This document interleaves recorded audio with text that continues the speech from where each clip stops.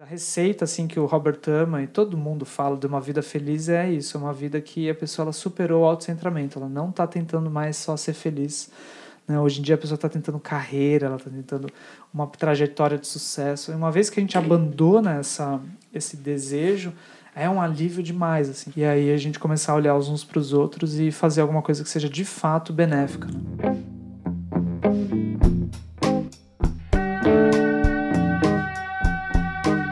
Seres de todos os reinos, sejam bem-vindos à edição de estreia do programa Coemergência. Aproveitando essa raríssima condição em que adultos jovens e inquietos se juntaram para compartilhar uma casa na Vila Mariana, em São Paulo, iniciamos nesse exato momento esse podcast, gravado diretamente da nossa espaçosa e aconchegante lavanderia. O convidado de hoje pode dar a entender que não ao longo do programa, mas a nossa lavanderia é assim mesmo, é espaçosa, aconchegante e organizada, e a gente vai postar algumas fotos para você poder confirmar depois. Bom, muito resumidamente, a ideia do Coemergência é explorar temas importantes da nossa vida cotidiana, que tocam a todos nós, mas à luz dessa relação entre os nossos mundos interno e externo, reconhecendo que a maneira como percebemos e nos posicionamos no mundo está diretamente relacionada aos nossos referenciais internos, visões de mundo, emoções, hábitos e experiências prévias. Independente do assunto que a gente esteja discutindo aqui, a gente quer lembrar e olhar para isso. Não há um mundo pronto lá fora, não há uma essência inerente aqui dentro. A gente parte um pouco dessa premissa, que o mundo, os seres e os fenômenos são mais plásticos, menos sólidos do que as nossas conclusões parecem nos dizer, e a gente tende a acreditar que isso é uma boa notícia. O meu nome é Daniel Cunha, e nessa gravação eu estou acompanhado por Kaline Vieira, Marcos Teles, Manuela Laranjeira, Alisson Granja no controle do som, todos moradores dessa humilde residência, e hoje a conversa é com o nosso querido amigo Gustavo Gitt. Se você ainda não conhece o Gustavo, você pode clicar aqui no link da descrição do programa, mas entre uma montanha de coisas que ele tem feito por aí, é um dos coordenadores do lugar, professor de taquetina, escritor, conselheiro amoroso, influencer digital e um entusiasmado praticante budista. Essa é a nossa primeira experiência com podcasts, então você vai perceber ao longo do programa que a gente ainda não é do ramo, mas um dia a gente ainda vai ser.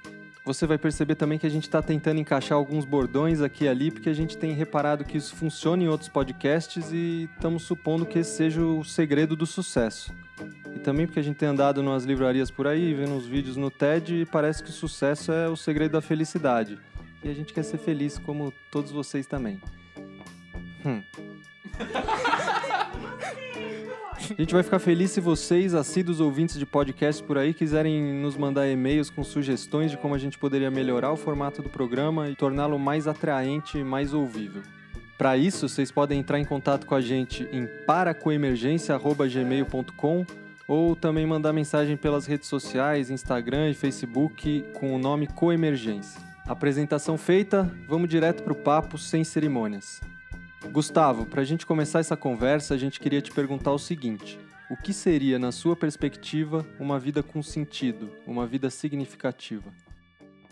Eu acho esse um termo que ele é usado, assim, um dos meus professores, o Alan Wallace, usa bastante, assim, o que faz uma vida ter sentido.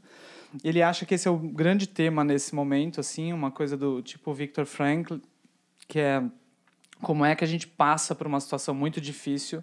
O que faz a gente passar por uma situação muito difícil é ter sentido. E esse sentido ele tem que ser um pouco transcendental, no sentido não místico ou religioso, mas no sentido de ir além da nossa bolha.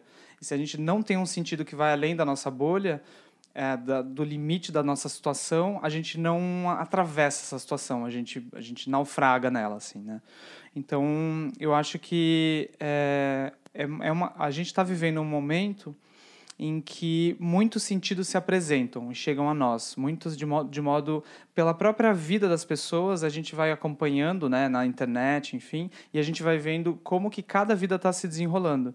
Então, isso vai gerando uma angústia, né, que o Zygmunt Bauman diz que é a sensação constante da gente talvez ter feito a escolha errada, da gente estar vivendo uma vida que não é a melhor vida para nós.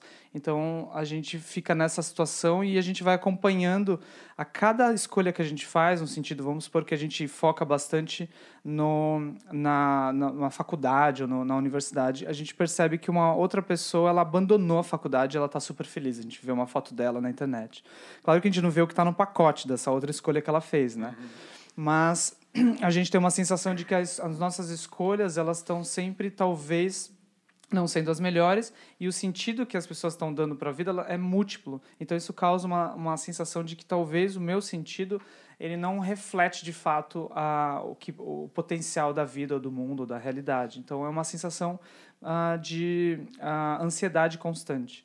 E eu acho que o jeito que a gente resolve essa tensão, essa ansiedade, é forçando a barra. É por isso que eu acho que essa ideia de vida com sentido, parece que a vida em si mesmo não tem sentido. Parece que eu tenho que fazer alguma coisa para eu dar. Então parece que eu preciso criar uma narrativa, sabe? E eu preciso acreditar nisso e dar um propósito. Aí as pessoas elas vão buscando narrativas. Hoje é um momento, é a cultura da publicidade que a gente está vivendo, é a cultura do storytelling, a cultura da narrativa, ou seja, o sentido da vida é você que dá, né? É uma sensação assim. Então significa que a vida em si mesma não é digna. Eu preciso de algo a mais.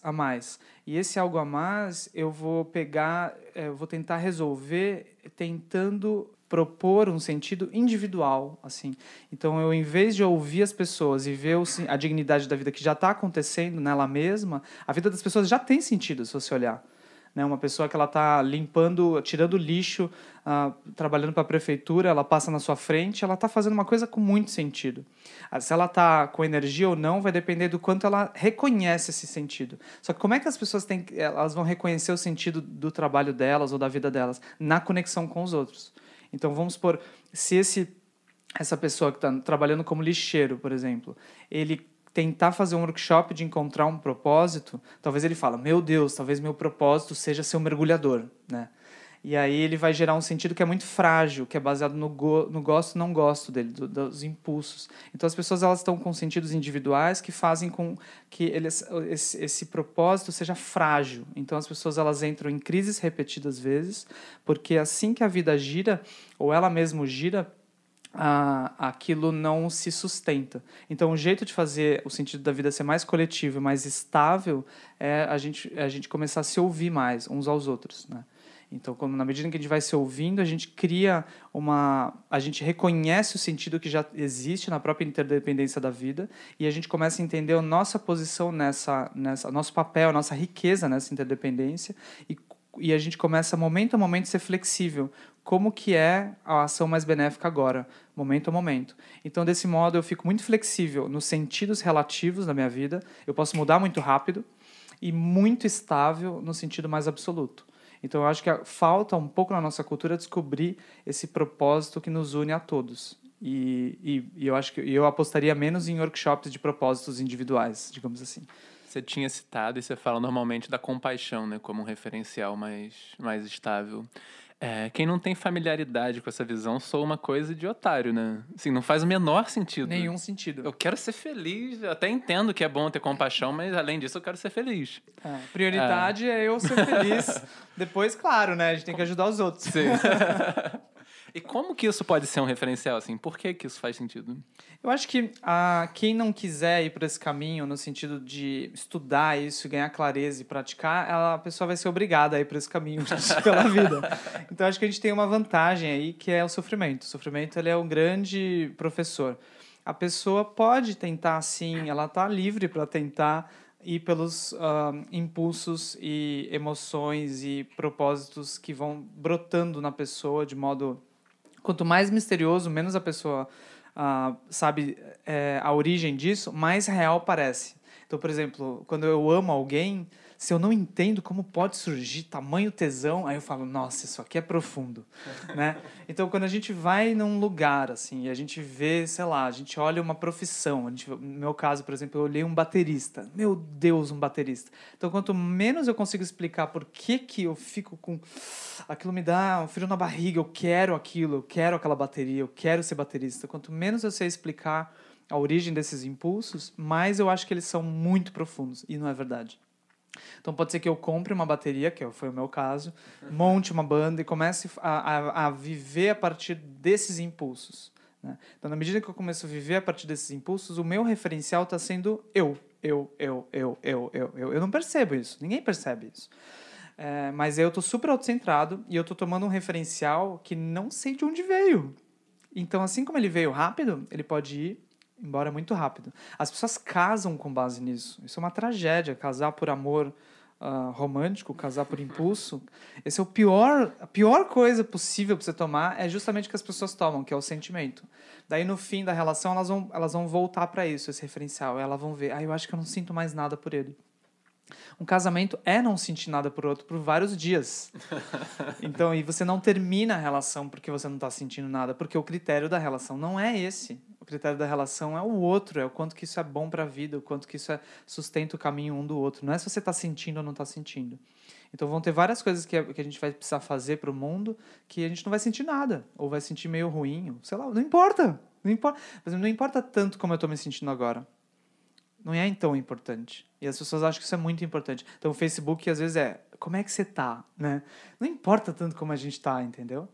Então, importa tanto o que o mundo precisa, o que deveria ser feito, o que é útil e coisas assim. Então, eu vou fracassar sempre quando eu começar a olhar a partir dos meus referenciais, porque eles são instáveis, eles oscilam. Então, eu vou ter uma sensação de sofrimento. Então, a pessoa que ela não quiser a olhar com mais profundidade para isso, a vida vai obrigar ela a olhar. Então, em algum outro momento, talvez ela vai perceber que, em vez de tomar esses impulsos como base, quais são os outros referenciais?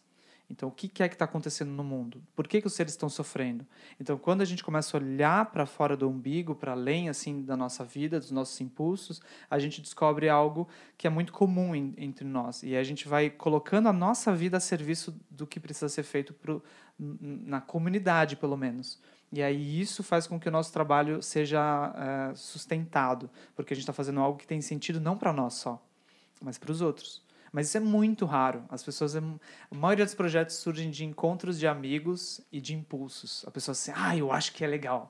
Não vem, tanto que a gente tem muitos projetos que não, sendo que as necessidades não sendo atendidas. Como pode a gente ter tantos projetos, tantas empresas que não estão nada dialogando com os problemas? E aí os problemas seguem sem projetos para eles. Como pode a gente estar vivendo assim? Muitas coisas para ser feita e um monte de gente fazendo workshop para encontrar o seu propósito. Como é que resolve isso? Essas pessoas elas têm que ouvir o que precisa ser feito e não ouvir elas mesmas. Elas ouvem elas mesmas depois. Ou seja, precisa ser feito isso. O que eu tenho para oferecer? Quais são as minhas qualidades? Daí sim. Então a gente tem que inverter. As pessoas estão primeiro pensando nelas e aí depois elas ajudam. Eu vou fazer uma empresa que é maravilhosa, você não sabe, é um app. E aí eu quero ajudar muita gente com esse app, que eu quero.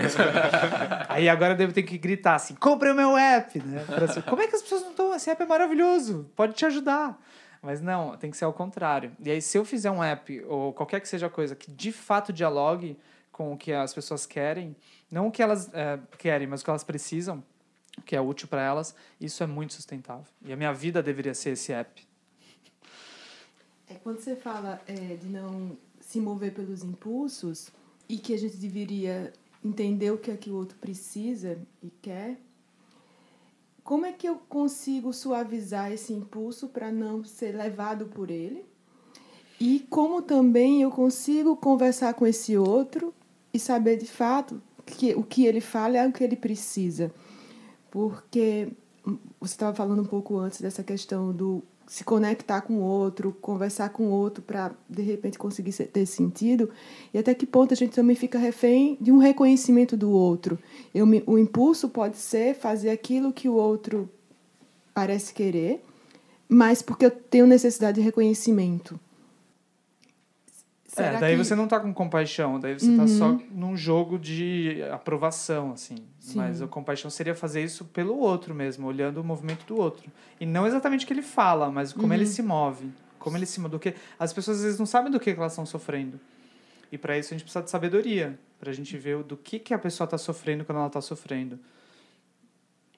Então a gente precisaria... Assim, Kaline, eu acho que na nossa cultura, todas as perguntas como é que eu faço isso? Às vezes eu pergunto, mas como é que eu lido com os meus pensamentos? Como é que eu lido com ciúme? Como é que eu lido com ansiedade? Como é que eu faço para ter um trabalho com mais sentido? Como é que isso? Como é que aquilo? Todas essas coisas apontam para uma coisa que a gente não quer reconhecer, que é assim, isso só vai ser possível se a gente puder transformar nossa mente. E a transformação última da nossa mente chama-se iluminação. E essa palavrinha é banida na nossa cultura. Banida, não pode se falar nisso. Então a nossa cultura é completamente esquizofrênica, assim, porque a gente quer e não quer a mesma coisa. Todo mundo quer. Como é que eu... Por trás das perguntas estão todas assim. Como é que eu me ilumino? É isso. Como é que eu me ilumino? Como é que eu transformo a minha mente para florescer toda a compaixão, estabilidade, sabedoria? Como é que eu faço? Como é que eu faço? Todo mundo está perguntando isso. Como? Só que aí você começa a falar, olha, na verdade, tem um potencial, sua mente tem um potencial sem limites de transformação. Não de poder no mundo, mas de transformação. Ou seja, a compaixão ela pode ser cada vez maior, você pode cada vez menos embarcar nos impulsos e nas emoções, você pode ser cada vez mais estável. Daí quando você começa a falar isso, vai surgir a noção de caminho, de prática, de treinamento. E daí a gente descobre que a gente não quer. Então a gente quer, mas só um pouquinho, né? Não realmente, assim, né? Então eu acho que a gente vive esse conflito. Eu acho que as pessoas não aguentam essa resposta. Elas perguntam, elas não querem ouvir a resposta. Porque a resposta subentende assim, olha, tem muita coisa que você pode fazer. Você quer fazer? Tem muito mais coisa para fazer. E esse resultado pode ser muito maior do que o que você está buscando. E aí as pessoas, talvez elas até interrompam quando você começa a falar isso, porque elas falam, não, chega, tá bom. Na verdade, eu quero só manter um pouco a minha vida mesmo e ter essas questões e esses probleminhas. Então, eu acho que a resposta tem um caminho para isso, tem treinamentos, tem práticas, tem métodos, e não é simples, não é num podcast. Mas as pessoas não querem isso, né? Elas querem um outro podcast, elas não querem agora parar, dar pausa agora e de fato começar a praticar isso. Isso é muito exigente com as pessoas, né? Mas vai precisar desse movimento, né? Não é tão simples assim. Vamos encerrar que ele entrou nesse assunto aí que complicou um pouco. Não, aproveitando que entramos nesse assunto. Tá meio esquizofrênico. A gente começou com as 4 verdades, e agora tá... Quanto que a pessoa precisaria se afiliar a algo religioso para seguir um método ou um caminho desse jeito que você colocou agora? Porque a gente sente que isso às vezes é um ponto de aversão, assim, de ouvir que isso está ligado a uma religião, ao budismo, e isso afasta algumas pessoas de cara. Isso é budista? Assim, esse caminho, por exemplo, o caminho que culmina na iluminação, isso é budista? Isso tem necessariamente um cunho religioso? Como que é isso? O que a gente define como religião também é muito... Se a gente questionar, a gente não sabe direito bem como é que separa religião, ciência e filosofia. Se você questionar qualquer pessoa, ela vai ter problemas assim, em definir o que é o quê. Porque, de fato, isso tem uma mistura muito grande no nosso mundo, né?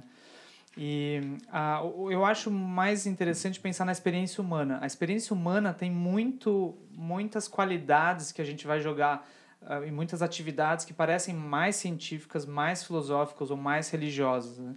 Aí, se a pessoa ela acha que ela não é religiosa, ela deveria olhar a casa dela. Ela tem um altar na casa dela. Esse altar, ela cultua alguma coisa. Então você vê, por um tempo eu tive um altar no meu quarto que tinha cremes de massagem, óleo, coisas assim. Era minha religião, meu altar. Tem pessoas que têm uma tela assim bem grande e que ela cultua aquilo. Às vezes cultua Netflix, assim, é a religião da pessoa. O entretenimento é um pouco a religião. Às vezes tem pessoas que tomam um empreendedorismo como religião e assim por diante. Então a gente tem religião, nós somos seres que têm essa sensação. É difícil a pessoa falar que não tem essa qualidade. Então eu iria pela experiência humana. A experiência humana não é budista, não é taoísta. A mente humana não é budista. O sofrimento não é budista. A impermanência não é budista.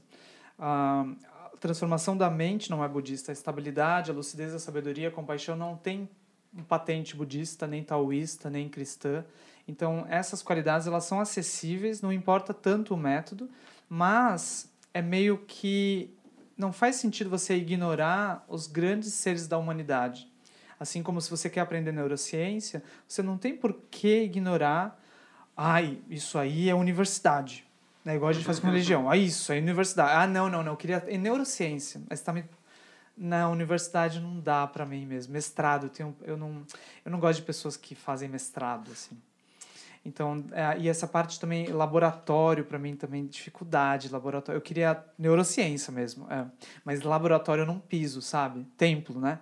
Então, a gente tem uma visão que é interessante, assim, a pessoa, ela tá dentro do laboratório olhando um cérebro, tá?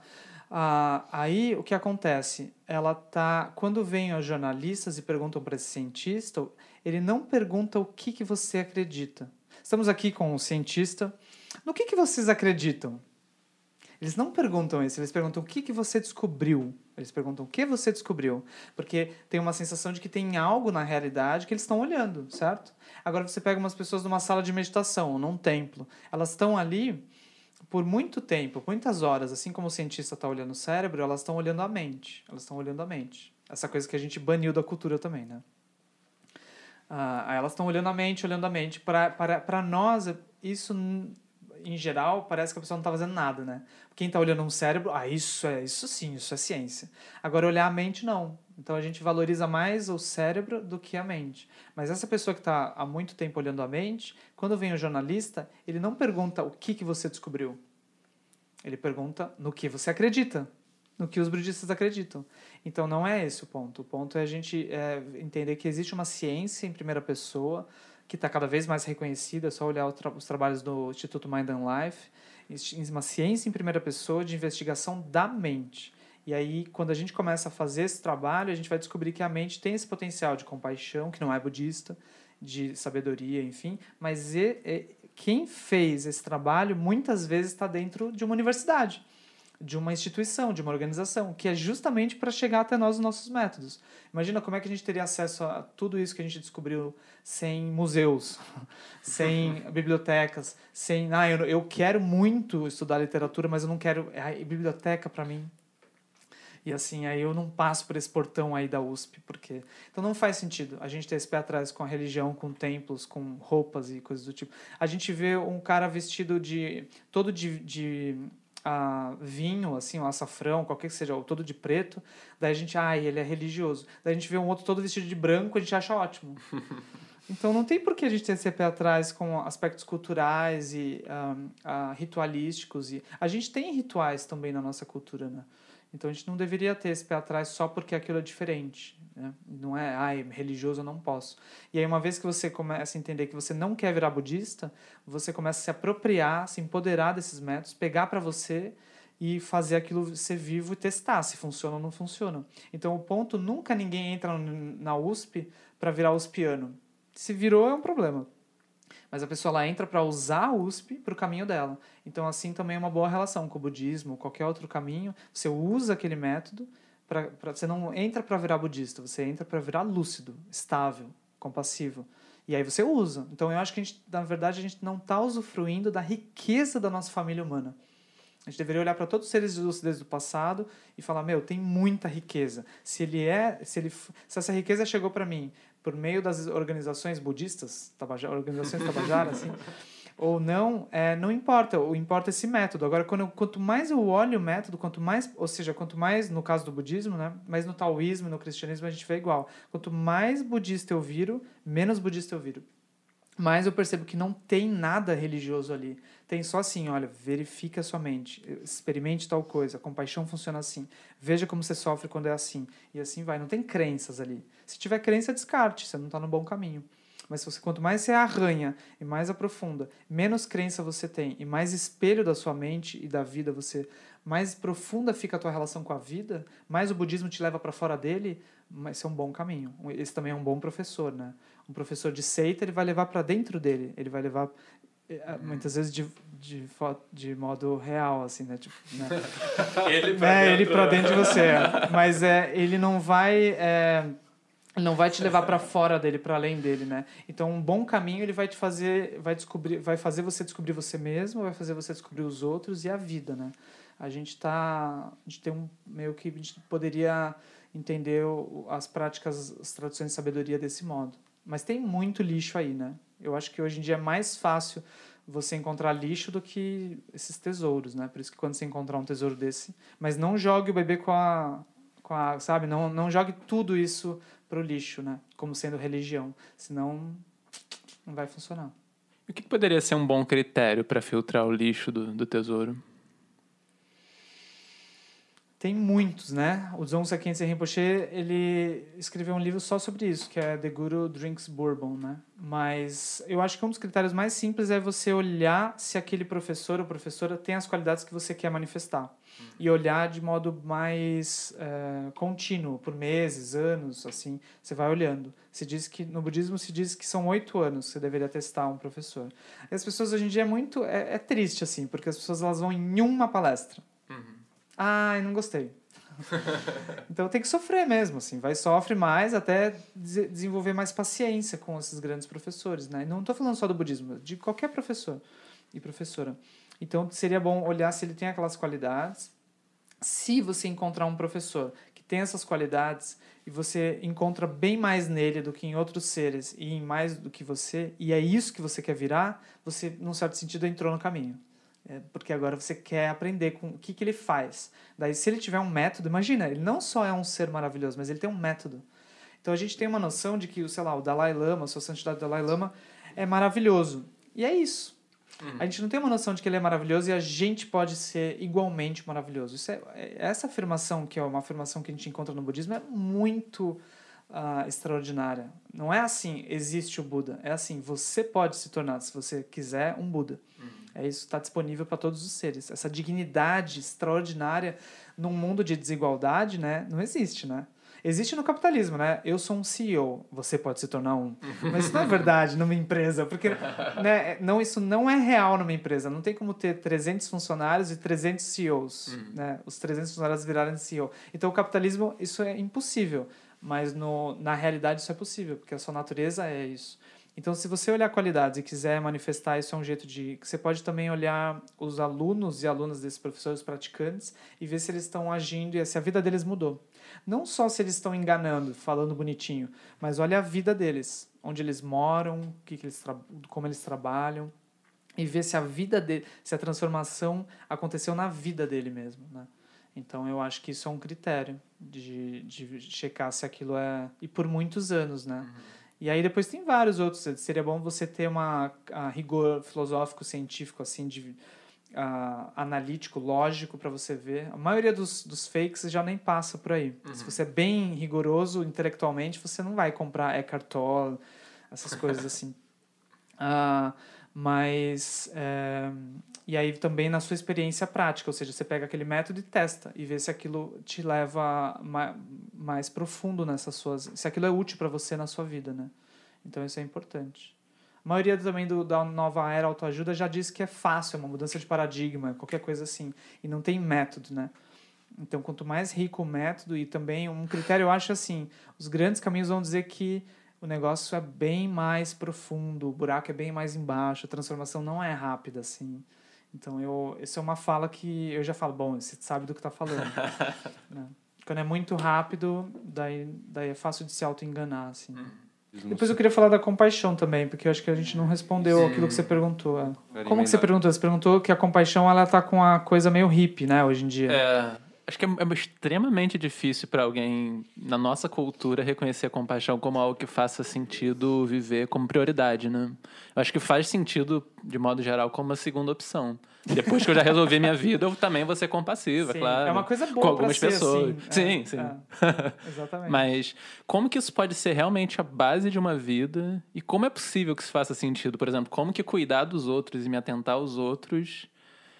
como que isso não é simplesmente uma autoabnegação, por exemplo, que vai me produzir sofrimento só? Primeira coisa, para todo mundo, leia Um Coração Sem Medo, de Thupten Jinpa. Um Coração Sem Medo, comprem esse livro e leiam. A primeira coisa, é o melhor livro sobre compaixão acessível e com base em ciência, assim, né? Não tem nada de religião. Então, eu acho que uma das coisas é começar... a gente estudou esse livro por 3 meses, né, dentro do lugar. A primeira coisa que no primeiro encontro, uma sugestão de prática foi: veja todos os problemas da humanidade como vindos da mente autocentrada. Todos. Então, uma coisa para a pessoa contemplar, para ela entender que a compaixão não é uma coisa um luxo, ou uma coisa utópica, ou uma coisa abstrata, ou uma coisinha assim, né, que você pode colocar ou não na tua vida, mas como sendo a própria coisa que faz qualquer ação florescer. Então, isso é uma fala do Shantideva, né? Se você faz uma coisa com compaixão, sem compaixão, você pode fazer muitas coisas, aquilo cai muito rápido, porque não tem solo suficiente para manter. Se você faz uma coisa pequena com muita compaixão, aquilo segue por muito tempo.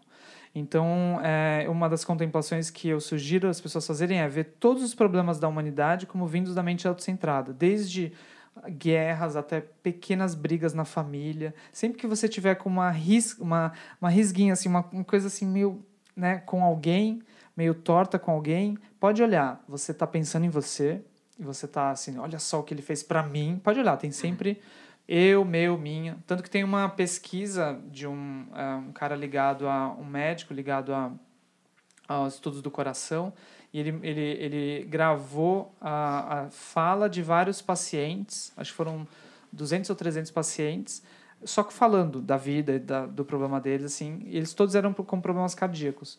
E aí ele gravou e ele analisou quantas vezes as palavras eu, meu, minha e mim apareciam no discurso deles.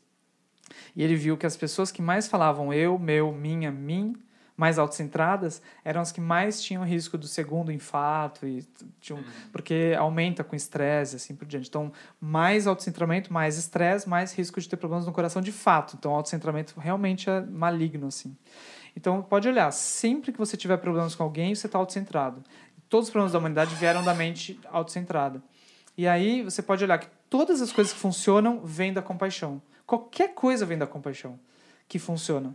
Então, você pode pegar essa como inteligência primária, básica, a habilidade número 1 que a gente deveria ter. E isso não é uma habilidade que eu deveria parar de fazer o que eu estou fazendo. Então, se eu faço pão de queijo, eu posso fazer pão de queijo com compaixão ou sem compaixão.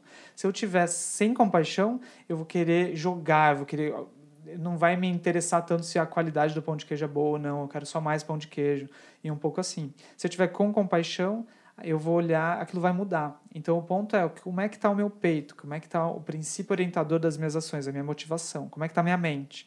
Se ela está focada no bem-estar dos outros e também de mim, eu sou um outro para mim mesmo, né? Não é que eu vou me tirar eu me incluo, só que eu me incluo num lugar maior. Ou se ela está focada só em mim. Então, essa é a diferença. Então, você pode inserir a compaixão em qualquer profissão, em qualquer ação, e ela deveria ser sua principal profissão. Então, você nunca é demitido dessa empresa, entende? Essa é a grande empresa do mundo. Essa é a vida, ela é inseparável da vida. Se você tomar a compaixão como seu primeiro trabalho, já era. Assim, entendeu? Esse é um crachá que a gente já tem e é um crachá que a gente não consegue negar, não consegue devolver. Então, a gente está além de demissão, se a gente começar a trabalhar para a empresa da compaixão. Eu acho que essa é uma sugestão assim, para todo mundo, na real. E não tem nada romântico nisso. Nada romântico. Digamos, se eu sentir, por exemplo, não, o problema não é a minha objeção, mas é uma objeção que poderia surgir. A pessoa pode sentir, não, o problema é o capitalismo, é como uma certa coisa se estrutura, não é a compaixão exatamente. O que você diria diante de uma... Então, você pensa na humanidade como um todo, né? Vamos pensar que a humanidade é uma família. Vamos supor que a família toda pudesse parar. Se a gente pudesse fazer assim, parou. Cadê o capitalismo? Então, o capitalismo é uma construção. Aí você fala, não, mas é uma construção que já está dada. Mas todo mundo há 100 anos, todo mundo que está vivo há 150 anos não estava vivo. E todo mundo que estava vivo há 150 anos morreu já. Acho. Deve ser. Então, como é que aquilo não acabou junto? É sinal que aquilo está ativo em nós. Sim. Então, o capitalismo é um modo de viver, não é uma estrutura dada. Ele cria estruturas, mas quem mantém essa estrutura... Por que não caem os shoppings? Os shoppings deveriam cair, né? É isso, o shopping devia implodir, assim. Mas por que mantém um shopping vivo, que é aquela bizarrice viva? A gente, né? Então, tem um processo aí que a pessoa ela não consegue se sustentar por si mesma, ela não consegue respirar livre assim por si mesma, uma energia própria, ela precisa comprar alguma coisa, ela vai no lugar onde ela vai comprar várias coisas, ela compra energia, ela compra bem-estar, que é insuficiente, e aí produz mais para ela e assim por diante. Então, você consegue localizar as bases do capitalismo em uma pessoa. Entende? Essa pessoa está sustentando, porque ela não está encontrando uma felicidade mais genuína, ela vai aumentar o consumismo, vai aumentar a produção, vai gerar essa visão crescimentista, a gente precisa aumentar, e assim por diante, né? Aí isso... eu acho também que a pessoa pode contemplar assim, a compaixão, ela não é largar a tua vida e ir para a África, em algum país da África e ajudar, não sei o quê. Ela é ver que a lavanderia precisa de melhora. Né? Você pode... Se você está numa casa em que você vê que 5 pessoas elas usam a lavanderia e a lavanderia está desorganizada, você vai e organiza a lavanderia. Daí alguém fala, quem organizou a lavanderia? Daí você não precisa nem falar que foi você, mas enfim, mas a pessoa vai ficar feliz, né? Aí você se alegra de 5 pessoas entrarem numa lavanderia mais organizada. Então isso é compaixão. Então a gente tem que desromantizar essa ideia da compaixão e entender que tudo que a gente faz de bom é compaixão. Entendeu? Qualquer coisa é compaixão. E aí ela é a linguagem do mundo, ela é a linguagem que funciona. Ela é o jeito que a gente deveria olhar, falar, viver, e ela deve ser a base de tudo. Ela é o creme, ela é... Entendeu? Ela é o molho de tomate, ela é o sal, ela é limão, né? A gente bota em tudo. Tudo fica bom com ela. Não botou, aquilo fica estranho, assim. Né? Então a gente deveria entender. Ela é o fogo, né? Para cozinhar, assim. Ela tá por trás de tudo. Eu acho maravilhoso, por exemplo, quando a gente fala, não, o capitalismo precisa ser trocado por uma outra alternativa implícita, sempre tá assim, porque desse jeito as pessoas sofrem, né? Sempre tá implícito que se tem que mudar para um outro jeito, porque de um outro jeito as pessoas sofreriam exatamente. menos. Por exemplo, o problema político, que tá todo mundo no Twitter o tempo inteiro. Tudo isso é grito de compaixão. A pessoa quer uma coisa... O que é compaixão? É o desejo de liberar o sofrimento, de aliviar o sofrimento em você e nos outros. Compaixão é esse olhar que vê algo torto, doendo, sofrendo e quer... tem um impulso natural de... os bebês têm isso, né? Tem pesquisas que todo mundo fala, não, mas a gente é gene egoísta, a gente não nasce assim, a gente não é assim, a gente quer só... Ser humano é horrível mesmo, né? Tem uma visão assim, né, hoje em dia, né? Eu acho que isso é um dos grandes problemas, a gente tem uma visão do ser humano como alguém negativo, por natureza. A gente deveria realmente trocar isso. Nós somos realmente bondosos por natureza, né? Mesmo uma pessoa que matou o outro... Tem uma série que chama... um documentário que chama Human, vocês já viram? E aí mostra um homem que matou a mãe e a filha. E aí ele mostra o quanto que a linguagem que ele aprendeu foi da violência, ele matou a mãe e a filha, ele não se arrependeu. E aí vem a avó, né, a mãe da mãe, enfim, a avó, e ele fala que ela foi a primeira pessoa que mostrou amor para ele. E aí, desde então, ele sabe o que é amor, que ele não sabia. Por quê? Porque ela não teve vingança, ela meio que perdoou, assim, o que ele fez. Então, nós somos esse ser. A gente é capaz de matar, mas dentro de nós tem uma bondade. Então, se a gente se comunica com isso e entende que os seres humanos são isso, a gente começa a mudar a visão que a gente tem da humanidade como um todo.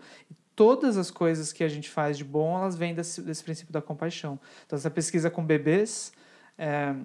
para tirar essa visão, né, de que a gente é gene egoísta, é uma pesquisa que mostra, eles pegam um bebezinho assim e colocam um homem do lado assim que vai tentar botar uns livros num armário que a porta está fechada.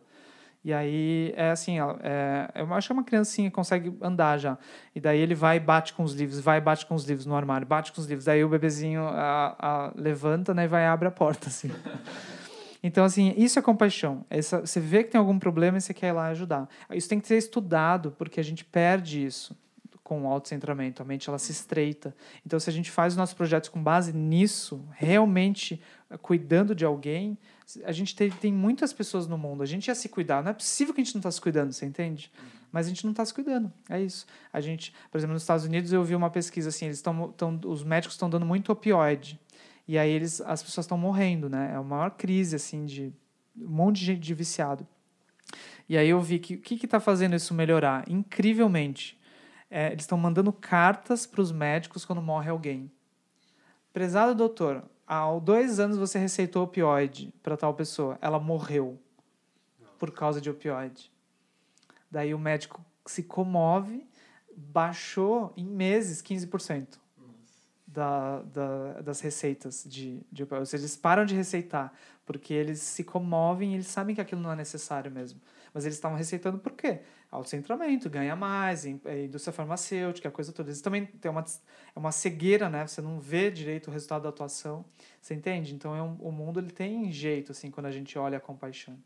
falta entrar em um contato mais direto, assim, com o sofrimento, muitas vezes, né? Pra gente poder despertar a compaixão. Nem sempre sofrer ajuda. Tem que entrar em contato mais direto e não ser autocentrado. E olhar que tem... Quando você sofrer, pessoal, assim, quando você sofrer, tem muita gente sofrendo disso. É isso que a gente tem que lembrar. Tem muita gente sofrendo do que eu estou sofrendo agora. E aí a pessoa começa a querer ajudar essas pessoas. Aí você aproveita o seu sofrimento. Se você só quiser se livrar do sofrimento... A gente já sofreu muito. Todo mundo ia ser compassivo se fosse isso. Mas o sofrimento ele não ajuda. Eu acho que o que a gente tem que ver é isso. Olhar ao redor. Por exemplo, eu falo às vezes com jovens e eu falo, a gente não precisa mais de engenheiro da Samarco. Entendeu? Não seja mais. Deixa a Samarco falir por dentro. Se a gente fizer um pacto na humanidade, para algumas empresas elas não conseguirem contratar, não conseguirem fazer publicidade, elas não conseguem nada com pessoas. As empresas não conseguem nada sem pessoas. Então o mundo ele tá do jeito que está porque a gente está se deixando explorar. A gente precisa aumentar a dignidade. A coisa mais revolucionária para ser feita, aumentar a dignidade. A gente tem que se olhar de modo muito elevado, né? Escolher melhor o que comer, o que fazer, onde ir, negar os convites das corporações todas. E aí a gente vai desequilibrar o mundo, assim, a gente vai aumentar, diminuir a desigualdade social. E a gente deveria cuidar mais uns aos outros. Do jeito que está, a gente está individualizado, recebendo dinheiro de corporação e gastando com corporação. Então elas estão sugando os humanos de modo individual. Então a gente tem que diminuir esses monstros, assim, e dar mais as mãos, um pouco assim. Daí a gente vai cuidar mais das pessoas ao nosso entorno, né? As pessoas não conhecem nem quem está na rua delas. Mas ela recebe salário, ela é bancada por corporações que não estão na rua delas, não estão nem aí para a rua delas, e ela gasta com corporações que não estão nem aí para a rua delas. E o cara ali que faz pão na esquina, o outro que está precisando de alguma coisa, ela não tem nem tempo, né? Porque o tempo dela está indo para a corporação. Tá triste. Em São Paulo é cruel. Gustavo, pensando nisso que você falou da compaixão, eu já escutei muitas histórias e eu até já vivi isso, mas eu gostaria de ouvir de você. Quando a gente oferece algo para o outro, quando a gente ajuda o outro, quando a gente de alguma maneira sente que está querendo tirar o outro de algum sofrimento, mas ainda assim a gente não fica bem com isso. De repente a pessoa faz algo que a gente não gosta, a gente ajudou, sei lá, vamos pensar uma coisa simples, lavar a louça, uma lavanderia. O que é que esse movimento de fazer algo pelo outro e que não produz essa satisfação, isso é compaixão ou isso é outra coisa? O que seria isso que eu estou fazendo? A gente às vezes acha que é preto no branco, assim, né? Ou é compaixão ou não é. Mas é misturado, né? A gente chama de contaminação. Então você faz a compaixão, que é um ato que seria mais puro, mas ela é contaminada pelo orgulho que pode surgir, né? Você fez alguma coisa, você tem que falar, sabe quem que organizou a lavanderia? Né? E aí pode ter um jogo também do tipo, olha, eu organizei ontem, você organiza agora. Aí você, tudo isso perde a alegria de ter feito aquela ação, porque a alegria de ter feito aquela ação vem da generosidade. Generosidade não tem contabilidade, você faz e esquece. Eu gosto de falar assim, faz e, realmente esquece. Eu tenho pouca memória, então é muito bom. Faz e esquece mesmo, sabe? Manda um e-mail maravilhoso, deleta, depois não pergunta mais daquele e-mail, só encontra a pessoa. Não fala assim, encontra a pessoa, você viu o e-mail maravilhoso que eu mandei? Esquece o ato positivo, né? Como um jardineiro que vai regando e ele não fica anotando o que ele está fazendo, porque não tem ninguém que está julgando, né? A ação positiva ela tem que ser a recompensa em si mesma. Então, eu acho também que essa compaixão de fazer pelo outro, ela é muito restrita, fazer pelo outro. Eu vou te dizer, eu estou acompanhando os 2 casos de pessoas que adotaram. Aí o filho... E aí eu comecei a ver que tem muito essa coisa... Eu não estudei isso, né? Mas eu vejo que tem muito essa coisa de eu te adotei e como é que você me trata mal? Que não tem, até com a mãe, assim, não tem tanto, mas porque a pessoa fez a adoção, é assim, como pode? Eu te escolhi, eu adotei você, como pode ser agir assim comigo, né? Então tem sempre uma mácula, assim, daquilo ser feito com uma expectativa de retorno, né? Então é melhor não fazer pelo outro. Aquilo tem que ser feito de modo impessoal, aquilo é melhor, não é melhor só pelo outro, é melhor para você, é melhor para todos. Então a boa compaixão, ela não é pessoal, não é você fazendo algo pelo outro. Ela é simplesmente um ato natural de que aquilo é como se fosse uma casca de banana no chão. Não importa tanto quem jogou, E não importa tanto se você fez aquilo por alguém que não vai... Meio que você grita assim, viu? Agora ninguém... Você não fez por alguém, você fez. Né? Então não importa tanto quem que fez, também não importa se foi você que fez. Importa que seja feito. Então a compaixão ela tem um desejo que é assim, que alguém arrume a lavanderia. Não importa quem vai arrumar e não importa para quem que aquilo seja feito. Então é que a bondade exista. Esse é o desejo. Então, desse modo, você faz sem crescer em cima da sua ação. Você faz como se aquilo tivesse acontecendo só. É como se fosse a chuva. Sabe? Você deseja que alguém regue as plantas, daí é que chove. Daí você não fica se gabando, viu? Eu reguei. Não, porque foi a chuva que regou. Aquilo aconteceu. A planta foi regada. Então, a gente quer que as ações positivas aconteçam, não importa quem. Então, qualquer pessoa que fizer uma ação positiva, a gente... se sente muito junto dela. Ela é parceira nossa nesse trabalho. Então, se você trabalhar para a empresa da compaixão, você tem os maiores colaboradores do mundo. Todo mundo vira seu parceiro. Imediatamente. E aí a gente está vivendo um mundo que parece que as pessoas não estão apanhando o que a gente está fazendo, né? Porque a gente não está fazendo a partir da compaixão. Se a gente fizer a partir da compaixão, a gente vai sentir que todo mundo apoia o que a gente está fazendo. Isso é verdade. Se a pessoa começa a fazer podcast, ela te chama. Mas fala, mas eu não combinei com ela, não estou pagando nada, mas você está fazendo algo que é o que eles querem fazer também. E é um pouco isso. Então você começa a ter parceiros o tempo inteiro. Todos os lugares que você chega, pode ser a pior empresa do mundo, você fala, eu sou da empresa Compaixão, eu olho o sofrimento e eu ajudo. Qual é o seu sofrimento? A pessoa, nossa, a gente quer te contratar. Né? Então é muito importante a gente se definir como agentes da compaixão, porque a gente vai ter emprego para sempre.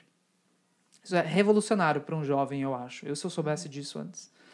Né? Então a gente vai ter emprego para sempre. Essa é a vantagem, né, de agir assim. Mas não faça pelo outro, porque você está ganhando também. Na verdade, você aqui ainda mais está ganhando. E não é só pelo outro que você está fazendo. Isso muda a cultura também, né? As lavanderias começam a ficar mais limpas.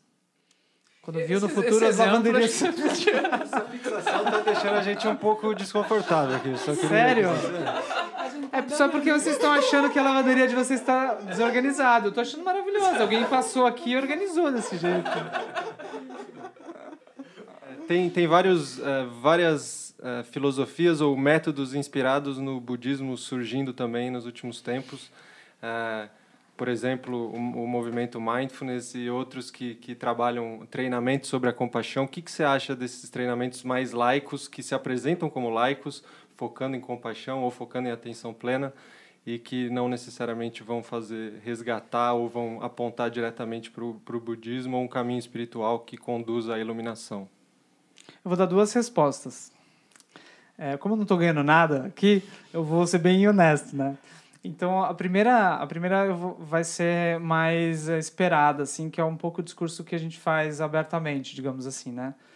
O discurso mais abertamente é inspirado no Sua Santidade Dalai Lama, que tem muita curiosidade pelos cientistas e tem o Mind and Life, enfim. E também inspirou o que é hoje o CB, né? Que é o Cultivating Emotional Balance, que é o trabalho com o Paul Ekman e o Alan Wallace. Então, é um método que as pessoas fazem uma formação de 5 semanas e isso é para espalhar na cultura. Elas saem dando curso. Isso empodera as pessoas a ensinar o básico de meditação, de cultivo das relações, do coração, e trabalhar nas escolas, na educação, na saúde, assim por diante, né? Então, eu acho que esse processo ele é positivo, né? No sentido de que você pega um pouco dos métodos dessas tradições de sabedoria que levam à iluminação e ajudam as pessoas minimamente a melhorar o lugar onde elas estão. Então, eu acho isso muito positivo. Tem muita distorção, tem muitos picaretas, especialmente nessa coisa ligada ao mindfulness, né?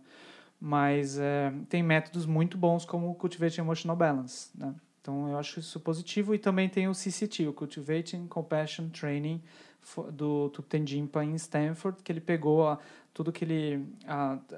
todo esse manancial sobre compaixão que existe no budismo, que ele também foi assistente de Sua Santidade, tradutor de Sua Santidade Dalai Lama por muito tempo, e ele é um erudito, um geshe, assim, muito profundo a visão dele. Ele pegou isso e convergiu num programa de 8 semanas. Então, esse programa está chegando no Brasil, aqui pelo Cris Ramalho, lá de Brasília, enfim. Esses projetos eu acho muito bons, assim, tem que saber ver também a base deles, e eles são muito bons, e todo mundo, não tem como a pessoa negar isso, você entra em qualquer lugar com esse discurso, né? E é justamente esse o problema. Então, agora eu vou para a segunda resposta. A segunda resposta é um pouco inspirada, né, assim como a primeira, Sua Santidade Dalai Lama, ligado à compaixão, Cheren-Zig, né, essa manifestação da compaixão. A segunda é mais inspirada no Dzongsa Khyentse Rinpoche, que é Manjushri, mais uma inteligência de sabedoria. Então, eu acho que é uma sacanagem o que está acontecendo. Qual que é a sacanagem? A gente pega o melhor... A gente pega a melhor fonte, uma das melhores fontes de métodos contemplativos, que é o budismo. É inegável, entende? É inegável. Vocês vão olhar assim, onde estão os yogis, onde estão os métodos contemplativos? Você está no budismo, né? Tem muito no taoísmo, tem muito no cristianismo, mas assim, é impressionante o quanto que está acessível no budismo, né? Então, a sacanagem vamos pegar as traduções de sabedoria como um todo, não só o budismo, mas a gente pega o manancial de sabedoria da nossa família humana, né? Não só do budismo, mas enfim, das tradições contemplativas. A gente pega isso, daí a gente tira tudo aquilo que de fato vai nos levar à iluminação. Por quê? São os aspectos transcendentais mesmo, aquilo que vai realmente explodir nosso autocentramento, vai realmente ressignificar todo e realmente abrir uma visão ampla sobre a realidade. E a gente, isso é muito amplo, muitas vidas. Não vou falar isso numa empresa, né? Numa palestra, né? A coisa de renascimento, muitas vidas, a realidade infinita. Não. Vamos trabalhar com a noção de 2018, eleições, Facebook, como é que a gente lida, né? Mais pé no chão, assim. Então, tira todo o aspecto transcendental dos métodos. Esses métodos, eles são para levar à iluminação. E a gente tira a iluminação. São métodos para melhorar, você virar uma pessoa melhor, né? A versão melhor de si mesmo, né? Praticamente um coach, vamos dizer assim, mas com métodos, é um coach budista, é um coaching inspirado pelos métodos budistas, entendeu? Daí você pode misturar também com um pouco de reiki e qualquer outra coisa assim, daí a gente tem uma coisa mais completa, assim. E comunicação não violenta e outras coisas assim. Vamos fazer uma coisa assim mais integradora, assim. E porque é isso, o budismo ele é antigo, a gente vai pegar e vai te descartar esses vários métodos. Daí eu acho que é uma sacanagem, porque daí a gente vende isso não é tão transformador quanto parece, e a gente acha que ser laico e secular é uma visão neutra, é uma visão que não é uma religião, né? Só que o nome disso, quando você não coloca uma visão ampla, chama-se manter a visão que está. Então, você pega um método e você coloca dentro de uma empresa, você não está, sem a visão, você não está mexendo na visão que está. Você está só sendo engolido pela visão que está. Então, quando você não traz a visão, você vai ser comprado pela visão. Você vai ser, simplesmente aquela visão que está lá vai ser preponderante. Qual que é a visão que a gente tem hoje? Materialista nihilista. É isso. Nós somos cérebros, a vida não tem sentido nenhum, não é possível nenhum tipo de transformação mais profunda, e é isso. Então, dito isso, e é isso, no máximo a gente vai consumir, tirar férias de vez em quando, a gente não vai diminuir o trabalho, não vai cuidar uns dos outros, e falando nisso, a gente tem que ser mais empático, né, diante disso tudo. Não vamos mudar as estruturas que estão fazendo a gente competir, vamos só cada um de nós ser mais empático, entendeu? Nessa empresa que não tem empatia nenhuma, né? Não, você continua trabalhando 12 horas por dia. Não, eu empatia com você, não. Mas vocês, entre si, para trabalhar 12 horas por dia, tem que ser mais empático. E seria bom ter mais foco também. Então, para vocês aguentarem mais esse trabalho de trabalhar 12 horas por dia nessa empresa que vocês estão fabricando Coca-Cola. Então, vamos praticar mindfulness, vamos olhar para a respiração, Coca-Cola e relaxa, Coca-Cola e relaxa. Então, quando você não tem visão de liberação e de compaixão, o método de focar na respiração é isso. Estou na Coca-Cola e respiro. Trabalhando na Coca-Cola e respiro, é isso. Não vai ser transformador, vai ser só isso. Você vai trabalhar na Coca-Cola respirando melhor. Foram duas respostas.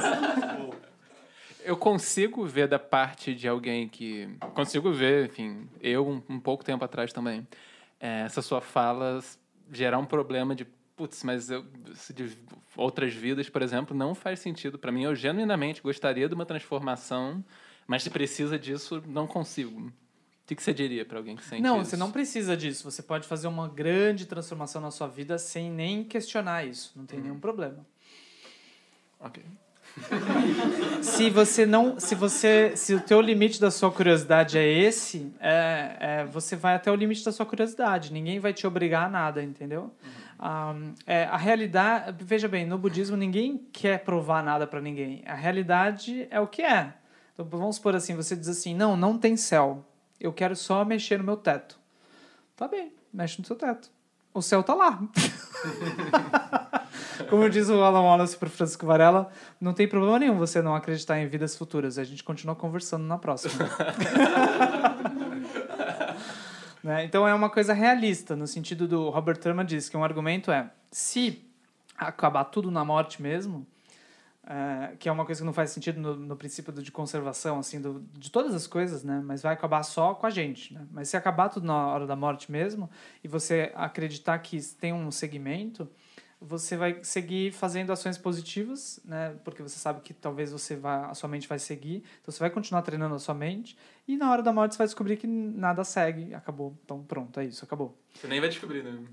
Você não vai descobrir, acabou. Agora, se você, ao contrário, você acha que acaba tudo na hora da morte, você vive do jeito que dá, e aí quando acaba, você segue, e tudo aquilo que você cultivou na sua mente vai seguir. Então, se você está com a mente distraída, autocentrada, você vai seguir e não tem fim. Isso é desesperador.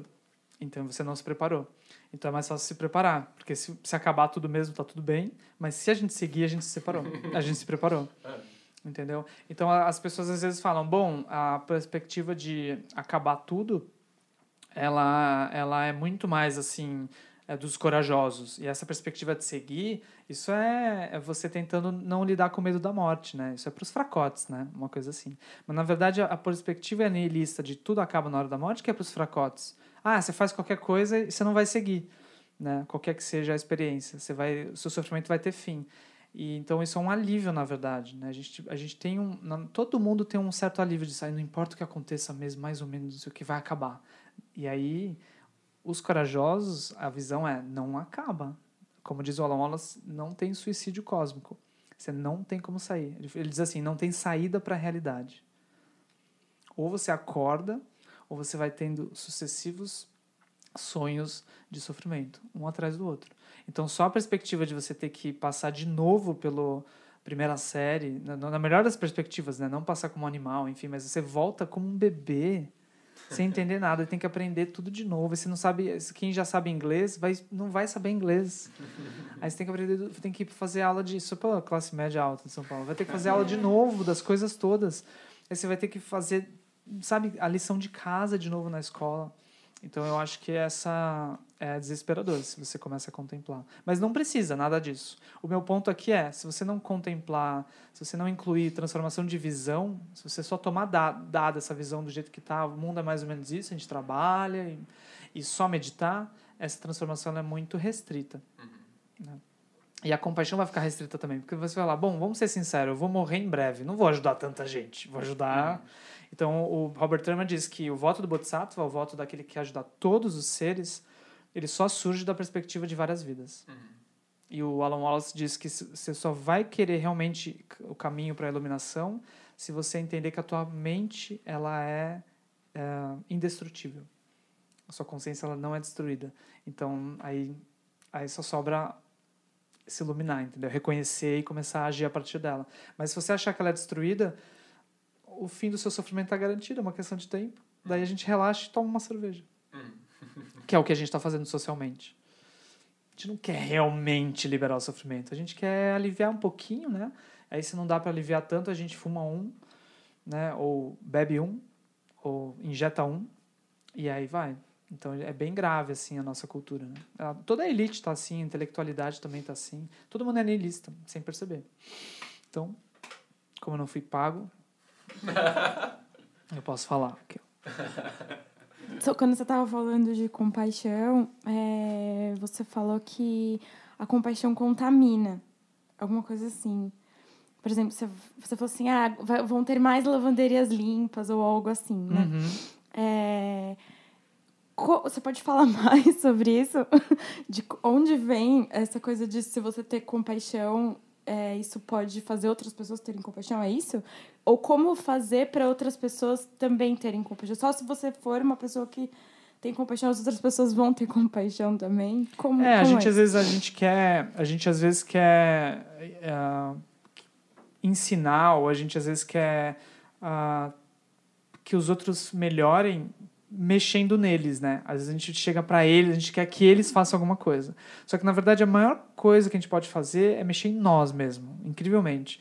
Porque tem um aspecto de magnético e assim, também de contágio que contagia muito mais do que vírus, sabe? O olhar, a visão. Então, a visão passa muito rápido. Então, a nossa cultura, o que mais faz o que mais cria assim, a comunicação entre os seres não é alguma coisa física, é justamente aquilo que a gente não consegue pegar, que é a visão. Então, a visão do niilismo, ela está por trás de várias artes, assim, ou de vários textos.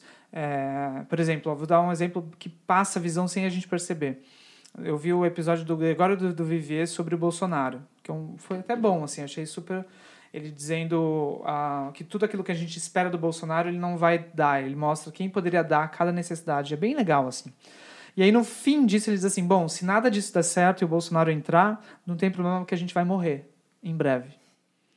Então, ele passa isso como uma piada, só que passou uma visão. Então, a visão que ele tem é muito contagiante, na verdade. Não é tanto o que ele fala, mas é como que é o mundo para ele. Então, a gente transfere mundos uns para os outros muito rapidamente, assim, sem perceber. E essa é a grande transformação. Você só andar por aí com a visão ampla transforma, né? Então, e tem um outro motivo também. Todos os seres têm a compaixão. Todos os seres querem ser assim. Mesmo o pior, mesmo a pessoa que está mais amargurada, fechada, violenta, agressiva, ela quer ser assim, porque ela quer ser feliz. E ser feliz é ser aberto, é ser bondoso, então ser generoso. Então todo mundo quer isso. Então se você contar com essa ideia de que todo mundo quer isso, você se comunica com isso. É como se fosse todo mundo gostando de uma música, sabe? Que não é o caso. Mas como se tivesse uma música que no fundo, todo mundo... Tipo Don't Stop, do Michael Jackson. Don't Stop. Pô, é evidência, Gustavo. Como assim? Pô, foi a música do video show, né? Quando começa a tocar e, pô, aquilo... Né, tem um groove. Um bom critério. A música é video show, né? Isso aí. Então, assim, por muito tempo. Tipo, não escolheram à toa, né? Mas o ponto é assim, aquilo contagia, entende? Aquilo reverbera. Tem algo em nós que ressoa, que quer dançar quando a gente vê algo assim. Então, se a gente entra num lugar todo sujo, enfim... Aí fica mais fácil a gente jogar a bituca de cigarro no chão.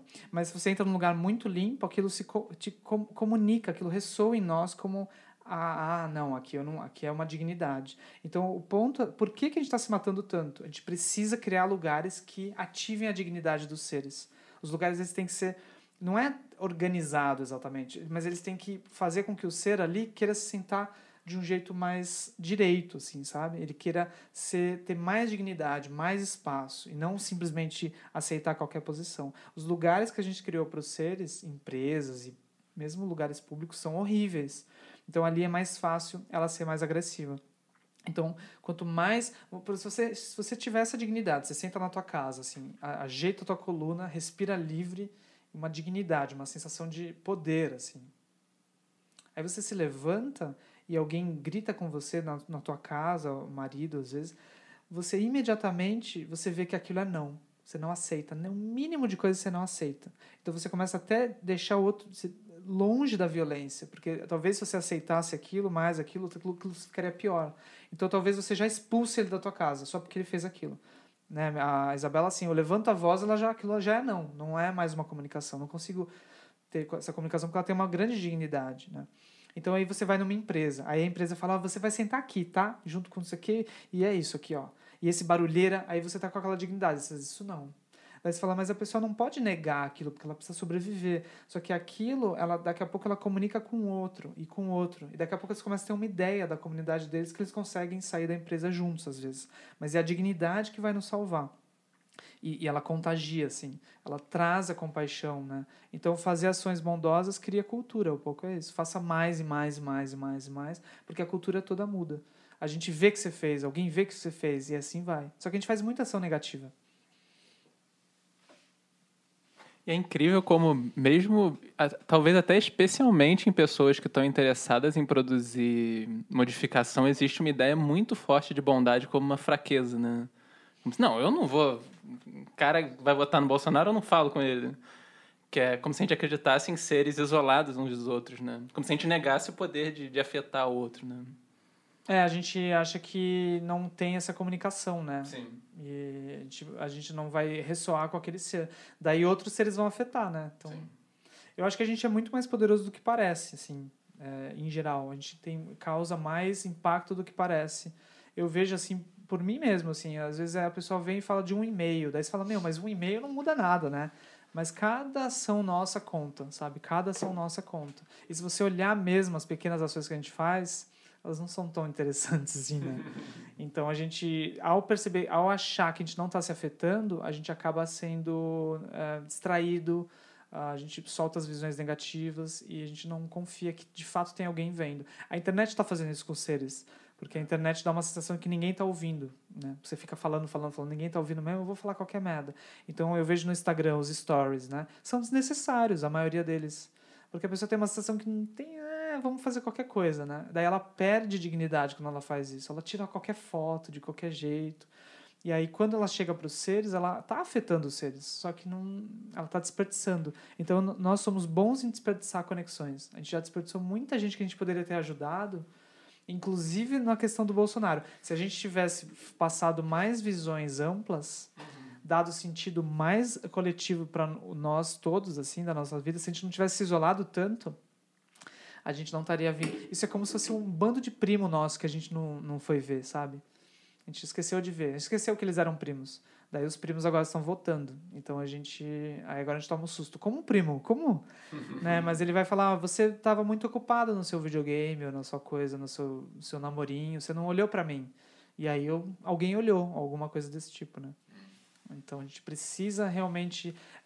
esses dias eu vi que, sobre karma, né, uma mestra falando que quando a gente encontra uma situação complicada, isso é fruto do nosso autocentramento passado, né? Porque a gente poderia... A situação está tão complicada, mas a gente poderia não estar ali. Se a gente está ali, é porque a gente está participando e a gente construiu de algum modo essa participação. Então, se a gente está num mundo com Bolsonaro e seres, assim, foi fruto do nosso descaso, nosso autocentramento, que não incluiu esses seres. Então, agora, não adianta excluir esses seres, a gente tem que incluir. O que não significa não bloquear, porque, às vezes, incluir esse ser é justamente não entrar em algum tipo de conversa, num comentário, incluir de outro modo, né? Quando você fizer uma ação, você vai pensar nesse ser, mas você está construindo uma cultura que dê mais espaço para ele, mais possibilidade para ele, porque se ele tiver essa possibilidade, ele não vota no Bolsonaro, né? Mas ele não está vendo. Então, a gente tem que dar essa possibilidade, né? Então, cabe a nós, né? A gente também queria pedir para você, assim, sendo um pouco realista, se a gente está mostrando isso para algumas pessoas que talvez nunca tiveram contato com o budismo antes também, a gente acredita que nem todo mundo vai se conectar com o mestre ou se propor a praticar regularmente a partir de amanhã, mesmo que a conversa de hoje tenha feito muito sentido. E aí, o que você poderia indicar para uma pessoa que está interessada começar a fazer amanhã? Você tem algum tipo de prática que ela pode começar a incorporar para mexer um pouco com a visão dela? E, além de práticas, você teria alguma indicação mais... um livro, algum vídeo, alguma coisa que você acha que vale a pena? Coaching, ela podia fazer coaching. Se ela não quiser se iluminar... um dia de mindfulness e pegar um coach. Daí ela vai ficar bem, assim. Não, eu acho que eu não tenho tanto essa preocupação de que isso ressoe em todas as pessoas, né?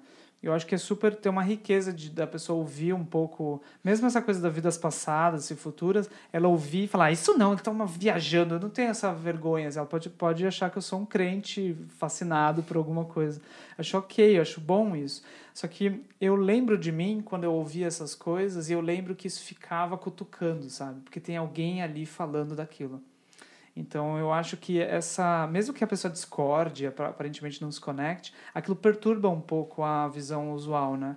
Eu acho que é ruim a gente tentar agradar ou tentar ser sempre compreendido. Nossa cultura tem isso, né? A gente quer ser compreendido, né? Daí a gente facilita. Então eu acho super bom a gente falar de um jeito também que alguns termos... Eu gosto quando eu ouço alguém falando termos que eu não sei, eu tenho que anotar e pesquisar. A gente acha isso um problema, a gente não quer isso, né? Mas, por exemplo, eu falei aqui Tcherenzik. Daí a pessoa fala, mas o que ele falou, né? Daí tem que perguntar para alguém. Acho super útil não entender. Essa experiência de não entender ou a experiência daquilo parecer vir de um outro lugar. Acho que falta isso, né? E eu gosto quando eu vejo isso. Isso me ajudou muito, né? A ficar com essas pulgas, assim. Mas peraí, será que tem vida futura, né? Porque isso é uma pulga, se você coloca e precisa ficar por uns anos se perguntando isso. O ponto não é se tem ou não tem, o ponto é que você vai começar a se questionar sobre a natureza da vida, da realidade. É uma questionação meio Matrix, assim. Todo mundo gosta desse questionamento. Só que a gente está gostando disso fumando beck, assim, né? Não sei se fala beck, mas... Ou de vez em quando num conversa de bar, quando fica bêbado, ou de vez em quando num filme. A gente não pega isso como uma contemplação da nossa vida. A nossa vida é séria. Ela é prática, ela é verdadeira e ela é isso que é. Isso são viagens, né? Essa coisa do budismo, a coisa da Matrix, são viagens. Mas quando a gente começa a ver que talvez não, a gente começa a questionar a nossa realidade mesmo. Então eu acho que é muito importante todo mundo questionar a própria realidade, né? Aí como coisas mais práticas que a pessoa pode fazer, eu acho sim buscar professores e professoras. Aí a pessoa, não, mas e se ela não quiser buscar professores? Bom, um dia você vai querer. Aí você busque, porque isso está disponível. São pessoas com essas qualidades disponíveis da sua família. É como se fosse um tio teu que tem toda a experiência do mundo em marcenaria. Não, eu quero fazer só um móvel mesmo. Não um móvel. Não quero, assim, né, fazer marcenaria. Eu quero um móvel... É um armário até, porque eu preciso de bastante móvel. Mas, assim, esse tio, ele manja muito de marcenaria. Não, quero eu mesmo. Eu do it yourself, né? Me dá um vídeo no YouTube. Não, mas eu sou o tio. Então, a gente não pode negar o quanto for a nossa família humana, a nossa linhagem de seres lúcidos. Pode negar o que for, mas uma hora ela vai acordar para o fato de que ela está sendo adolescente, né? Ela está tentando liberar o sofrimento, fazer uma coisa do zero, sendo que tem toda uma cultura da marcenaria. Ela vai ter que ler alguma coisa, ela vai ter que se comunicar com a cultura da marcenaria se ela quiser fazer um móvel. Não tem como ela fazer sozinha, não adianta, você vai ter que se comunicar, nem que seja um vídeo no YouTube, aí você vai, tem uma abertura aí. Então todo mundo tem uma abertura para o professor. É piada, viagem essa ideia de que não tem. A pessoa busca. Você não tem o Google no seu celular, isso é uma abertura, isso chama-se devoção ao Google. Devoção significa assim, eu tô aqui nessa situação, eu vou me abrir. Eu vou me abrir como? Google. Então a pessoa tem devoção, só que ela acha que devoção é uma coisa que ela não tem, que é muito crente que tem. Mas ela tem uma pequena confiança que tira ela da bolha dela. E ela dá uma buscadinha. Então essa buscadinha pode ficar mais profunda, até o ponto de você chegar e perguntar, como é que eu me ilumino, né? Para algum ser que tem essa realização. Então, essa é uma sugestão, se aproximar de quem tem as qualidades que você quer, tanto mestres quanto praticantes. Aí, a segunda coisa seria ela entender que ela sempre pode praticar, desde o começo. Não tem uma coisa que ela precisa aprender antes. Então, ela já tem uma mente. Então, desde agora, a partir de agora, se ela olhar um problema, ela pode já se colocar e se alegrar em resolver aquele problema e aliviar algum sofrimento. Nem que seja organizar o próprio quarto. Então, ela sempre pode fazer atos de compaixão logo de cara. Aí, também, ela sempre pode fazer algum tipo de aspecto que ela relaxe e se estabilize. Ela pode, agora mesmo, enquanto ela me ouve, ela pode respirar mais profundamente. Então, ela não precisa de professor, budismo, qualquer coisa para ela respirar mais profundamente. Ela pode fazer isso agora. Então, ela pode começar a praticar. Se ela quiser, se ela gostar de fazer isso, ela pode fazer isso por 10 minutos.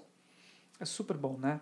Ninguém transa por um segundo, assim. A pessoa, sentiu um prazer, ela quer ficar um pouquinho mais, né?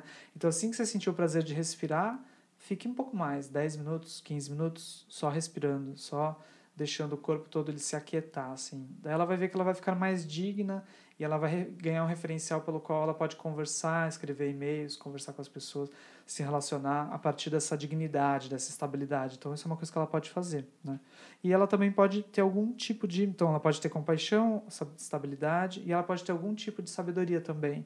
Ela pode olhar sempre o fato de que as bolhas do passado dela pareciam muito vivas, pareciam muito o mundo. Quando ela era adolescente, ou o primeiro trabalho, o primeiro namoro, aquilo parecia um mundo fechado, era aquilo o mundo. Daí aquilo girou, E aí ela passou por ela descobriu que o mundo era mais amplo.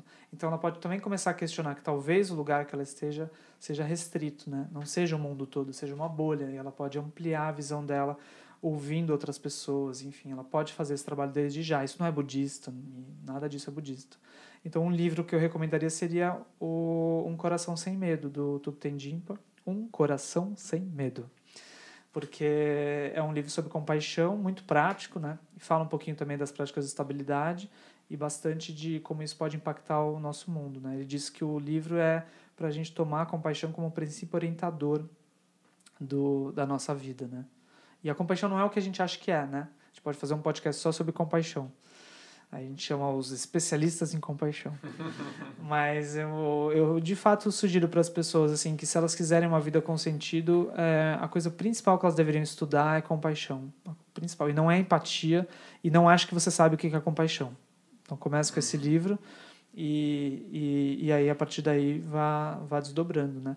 Mas a receita assim, que o Robert Thurman e todo mundo fala de uma vida feliz é isso, é uma vida que a pessoa ela superou o autocentramento, ela não está tentando mais só ser feliz, né? Hoje em dia a pessoa está tentando carreira, ela está tentando uma trajetória de sucesso, e uma vez que a gente abandona esse desejo, é um alívio demais, assim. A gente não se ilumina, né? Mas já é um alívio a gente começar a abandonar um pouco isso. E aí a gente começar a olhar uns para os outros e fazer alguma coisa que seja de fato benéfica, né? Então isso imediatamente dá sentido para a pessoa. Então fica essa sugestão. Se ela ler e contemplar esse livro, a vida dela muda. Só com o livro. E não é budista. Maravilhoso. Gustavo, muito obrigado. Desejamos que esse podcast, essa conversa, de repente seja a semente para a iluminação das pessoas que se propuserem a escutar. E quero agradecer a todo mundo que esteve aqui hoje na mesa, Manu, Kaline, Marcos, Alisson, Gustavo de novo, muito obrigado. E nos vemos na próxima, se a impermanência permitir. Obrigado. Uma alegria estar aqui. Lavanderia. Agradeço a lavanderia. Cada um de vocês é muito bom. As sementes foram plantadas também para a lavanderia estar com a cara nova aí na próxima. Sim, eu não sei se isso ficou claro, né? Mas eu acho que...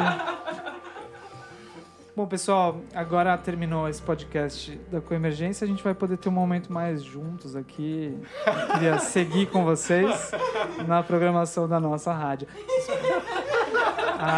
É uma alegria.